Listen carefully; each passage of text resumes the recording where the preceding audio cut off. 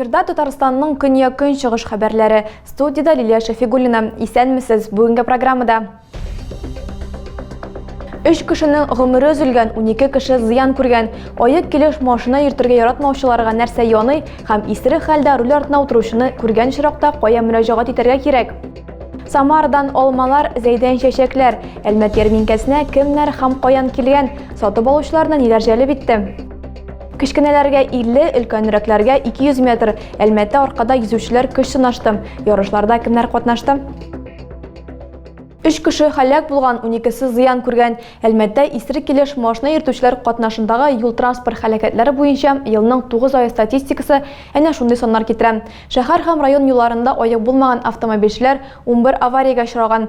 Әлмәт шәһәр суды хәмер яратучылар буенча 45 җинаять эше караган. Пьяный водитель угроза на дороге? Конечно. А кому? Ну, да хоть кому. Зыян күрүчеләр һәм һәлак булучылар буенча статистика халык сүзләрен раслый. Аяк булмаучы катнашындагы юл транспорт һәлакәтләрендә 3 кеше, машина йөртүче үзе, пассажир һәм җәяүле жан биргән. Авариядә беркем дә зыян күрмәсә, хокук бузучының 30 мең сум штраф һәм 2 елга кадәр машина йөртү таныклыгыннан колак кагу көтә. Авыр тән җәрәхәтләре саксызлык сәбәпле үлемгә китергән. 2 яки аннан да күбрәк кешенең гомере өзелгән чиракта җинаять кодексы каралган. Мондый чиракта хөкем ителүчегә 3 елдан алып 15 елга кадәр төрмә яный. 264-нче маддәнең 1-нче пункты инде бер тапкыр исерек килеш тотылган, әмма сабак алмаганнарга туры килә. Узган елның 9 аенда мондый хокук бозу буенча 59 җинаять эше каралган. Быелның шул ук чоры эчендә 45 эш теркәлгән. Иң аңламый торганнарын тагы да катгырак җәза көтә. Штраф күләме 500 меңгә кадәр күтәрелә. Өстәвенә 6 елга кадәр җәяү йөрергә туры киләчәк. Машина йөртүче хәмер яки наркотиклар кулланса да исерек санала. Моңа автоинспекторларда басым ясыйм. Алкотестердан соң алга таба медицина тикшерүеннән баш тарту башка хокук бозу буларак бәйләнә.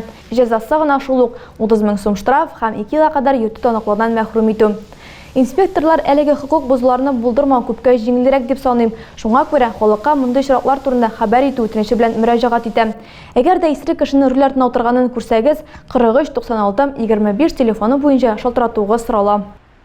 Озанкай районында терлек азыгы 2 елга җитәрлек итеп әзерләнгән. Хәзер район аграрчылары кукуруз урым һәм аны силоска җибәрү белән мәшгуль. Кышлау чорына 19,16 мең тонна печән, 140 тонна сенаж, 100 мең тонна силос җитештерелгән. Бер терлеккә 40 центнердан артык азык-төлек туры килә. Инде исән-сау булган терлекләрне хәзер әзерләгән.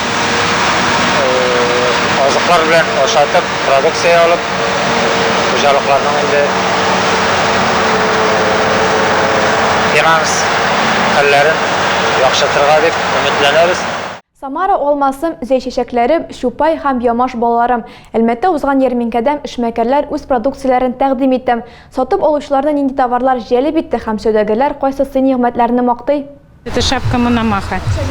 Я его обожаю. Он до 15 сантиметров. И когда солнышко, он горит, золотом отливает. Екатерина һәм аның тормыш иптәше үз бакчаларында эльф йеллоу, гергар, бенгали һәм тагын 147 сорт хризантема үстерә. 30 сотый җирдә 40 куак виноградка да урын табылган. Быел сатучылар яңа базарны үзләштерергә булды. Первый раз в Альметьевске на ярмарке, но условия хорошие. Это все прям приятно. Әлмәт ярминкәсенә без беренче тапкыр килдек. Шартлар әйбәт, бушлай, бу безнең өчен әлбәттә яхшы. Кулай җәеп каршы алдылар. Рәхмәт. Итак, мы первый раз хорошо встретили нас. Мы очень рады. Ямаштан килгән умартачы Василий Ефремов Әлмәт ярминкәсен калдырмаска тырышам. Елның елында тәкъдим иткән товары шул ук сыйфаты да үзгәрешсез. Шуңа күрә даими сатып алучылар да бар. Күршедә генә Шупай балы. Быел Наталья сүзләренчә татлысы юкә һәм Иван чәйдән җыелган. У нас мед лесной, поэтому мне кажется, он самый вкусный. Безнең бал урманныкы. Шуңа күрә минем өчен ул иң тәмлесе. Именно лесной, вот, ну, на мой вкус, самый вкусный мед. Балдан тыш киштәләрдән сиркә, прополис һәм балавыздан ясалган шәмнәр урын алган. Ярминкәгә үз товарларын Татарстаннан гына түгел, ә күрше төбәк сәүдәгәрләре дә алып килгән. Ринат исә алмаларын Самардан ук китергән. Иң тәмлесе Спартак сорты ди Ират. Самар өлкәсендә яшәүче Ринат Нуриев 10 ел буе товарларны Әлмәт базарына алып килә. 3 ел шунлы ярминкәләрдә катнаша. Бу вакыт эчендә ул даими сатып алучылар да җыярга өлгергән. Сөт, каймак, эремчек, яшелчәләр барысы да шәхси хуҗалыкта җитештерелгән. Сирнә Максимова рус әрәнендә яши. 2 сыер, берничә бозау һәм 30 тавык тота. Киләбез иртәнүк, кеше уже иртәнүк килгәндә була, йөгерешеп киләләр, потому что без беренче ел гына йөрмибез, уже берничә ел подряд йөрибез.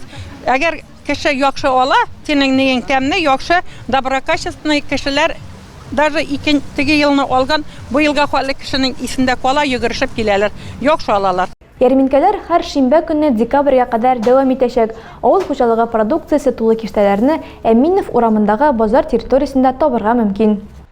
Зәйдә өлеше мобилизациягә эләккән ир-егетләргә ярдәм кулы суздылар. Киләсе сюжетыбыз герой тәкъдимен активистлар гына түгел, Тукыма җитештерү өлкәсендә хезмәт куючылар да хуплый. Йон-оек башлар җиле халыкны ничек берләштергән Адилә Борханова белән.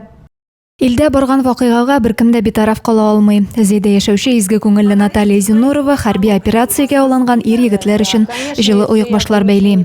Зәйдән мобилизацияләнгән егетләргә ярдәм итәсем килде.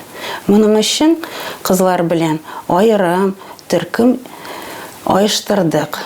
Аларга без бергә җыелышып носки бәйли башладык. Интернет челтәрендә ул махсус төркем булдыра. Тиз арада Наталья ханымның игелекле гамәлен хуплап, аңа кушылучылар да табыла. 2 авыл җирлегеннән шәһәрдән 20-30лап хатын-кыз оек башлар бәйләүгә алына. Зәйлеләр арасында йомгаклар алу өчен акчалата ярдәм итүчеләре дә, җепләр китерүчеләре дә була. Җепләрне хәзер алар турыдан-туры җитештерүчедән кайтарталар. Һәр оек баш эшенә аяк үлчәме һәм исән-сау әйләнеп кайтыгыз дип язылган карточка беркетеләчәк. Наталья Зинурованың мәктәптә укучы балаларының сыйныфташлары хәрби хезмәткә алынган солдатларга рәсемнәр, изге теләкләр белән хатлар язып туплаганнар. Үзләренең җан җылыларын кушып бәйләгән оек башларны бер урынга җыеп, гуманитар ярдәм җыю пунктына тапшырырга ниятлиләр. Адилә Борханова, Александр Тимофеев, Максим Майоров, Көньяк-Көнчыгыш хәбәрләре. Зәйдә Яршалы иҗатчылары кунак булды. Шагыйрәләр Уршания Гыйләҗева һәм Роза Хәмидуллина үзе китапханә укучылары белән очрашты. Кичә җыр-моңнар белән үрелеп бардым һәм чын мәгънәсендә җылы очрашуга үрелдем. Тулырак киләсе сюжетта. Зәй үзе китапханәсенә әдәбият сөючеләр, китапханәчеләр җыелган. 5 октябрьдә Яршалы шәһәрендә яшәп иҗат итүче язучылар Рушания Гыйләҗева һәм Роза Хәмидуллина белән очрашу узды. Салават күпере һәм Каңгырау чәчәк балалар бакчасында тәрбияләнүчеләр бик теләп Рушания Гыйләҗева шигырьләрен сөйләделәр. Чәк бик кире хайван. Хәтерсез таркан алан, онткан асызын, шуна үзгәрткән йөзен. Рушания Гыйләҗева шагыйрә, Ләйсән әдәби иҗат берләшмәсе әгъзасы, Тылсымлы каләм бәйгесе җиңүчесе, 5 китап авторы, язучы Аяз Гыйләҗевнең туганы. Зәякларында олай еш булырга туры килми, шулай да елга бер кайтып киләбез. Баграш авылына кайтып киләбез, үзебезнең балачак үткән елларны искә төшереп инде. Баграш авылыннан без каникулда гел кайта идек. Без 8 онук. Менә шул Гыйләҗевләр инде без. Роза Хәмидуллина үз чыгышында 40 елга якын хезмәт иткән китапханәче һөнәре турында горурланып сөйләде. Очрашуга килгәннәргә 5 дистәдән артык тарихы булган Яршалы шәһәрендә эшләп килүче Ләйсән әдәби иҗат берләшмәсе эшчәнлеге белән таныштырды. Укучыларга үзе иҗат иткән шигырьләрен укып үтте. Әдәби чара үзешчән артистларыбыз чыгышлары белән үрелеп барды.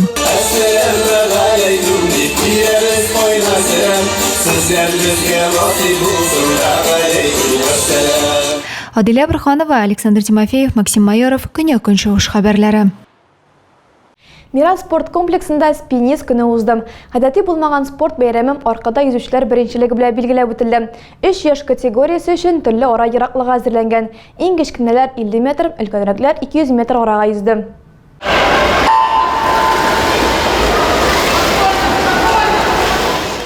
Иң җитез спиннисның кем икәнен ачыклау өчен 30-га якын яшь йөзүче бассейнга җыелган. Мондый бәйрәмнәр матур традициягә әверелеп килә. Ярышларда иң мөһиме катнашу ди оештыручылар. Катнашучылар исемлегендә йөзүне спорт һәм карьера буларак кабул итүчеләренә түгел, ә ярышлар башланыр алдыннан гына йөзәргә өйрәнүчеләр дә бар. Дети очень много учатся. Балалар бик күп өйрәнәләр, төрле түгәрәкләргә йөриләр. Йөзү арткы мускулларны ныгытырга ярдәм итүче спорт төрләренең берсе булып тора. Укреплению мышц спины. Гөлнур Сөнгатова кайчандыр һөнәри чаңгычы булган. 88 елда Канадада үткән кышкы олимпиадада катнашкан. Хәзер ул тренер вазифаларын башкара. Мөмкинлекләре чикле сабыйлар белән дә шөгыльләнә. Спинниз көнен 3 яшь төркеме билгеләп үтте. 9-10 яшьлек балалар 50 метр йөзде. Өлкәнрәкләргә исә 200 метр узарга туры килде. Җитезләргә лаеклы медальләр тапшырылды. Тагы да күбрәк яңалыклар һәм тапшырулар белән безнең рәсми сайтыбызда таныша аласыз. Без социаль челтәрләрдә бар, хәбәрләр юлагыз. Бүгенгә менә шулар, исән-имин булыгыз.